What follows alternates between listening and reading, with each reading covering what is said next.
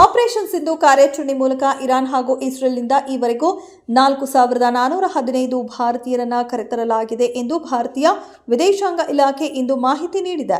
Operation Sindhu ಕಾರ್ಯಾಚರಣೆ ಮೂಲಕ ಇರಾನ್ನಿಂದ 3,597 ಹಾಗೂ ಇಸ್ರೇಲ್ನಿಂದ 815 ಮಂದಿ ಸೇರಿದಂತೆ ಈವರೆಗೂ 4,415 ಭಾರತೀಯರನ್ನು ಕರೆತರಲಾಗಿದೆ.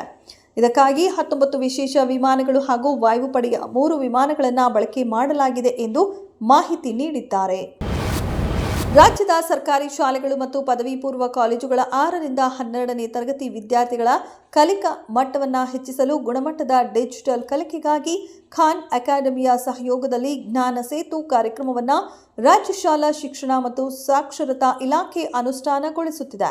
ಈ ಕಾರ್ಯಕ್ರಮದ ಮೂಲಕ ರಾಜ್ಯದ 21,726 ಹಿರಿಯ ಪ್ರಾಥಮಿಕ ಶಾಲೆ, 4,821 ಪ್ರೌಢಶಾಲೆ ಹಾಗೂ 1,229 PU ಕಾಲೇಜುಗಳಲ್ಲಿ ಈಗಾಗಲೇ ಲಭ್ಯವಿರುವ LED ಪ್ರಾಜೆಕ್ಟರ್ ಅಥವಾ ಸ್ಮಾರ್ಟ್ ಬೋರ್ಡ್ಗಳನ್ನು ಬಳಸಿಕೊಂಡು ವಾರದಲ್ಲಿ 1 ದಿನ ಡಿಜಿಟಲ್ ಕಲಿಕೆ ನೀಡಲಾಗುತ್ತದೆ ಎಂದು ತಿಳಿಸಲಾಗಿದೆ.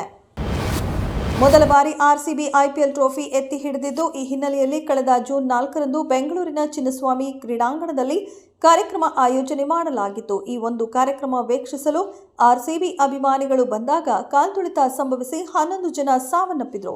ಈ ಪ್ರಕರಣಕ್ಕೆ ಸಂಬಂಧಪಟ್ಟಂತೆ ಬೆಂಗಳೂರು ಕಮಿಷನರ್ ಬಿ ದಯಾನಂದ್ ಸೇರಿದಂತೆ ಹಲವು ಅಧಿಕಾರಿಗಳನ್ನು ಸಸ್ಪೆಂಡ್ ಮಾಡಲಾಯಿತು.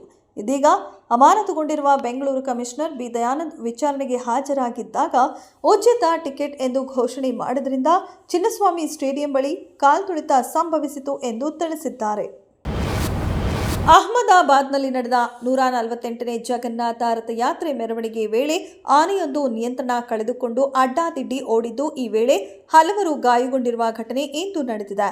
ರಥಯಾತ್ರೆಯಲ್ಲಿ 2ರಿಂದ 3 ಆನೆಗಳು ಭಾಗಿಯಾಗಿದ್ದವು.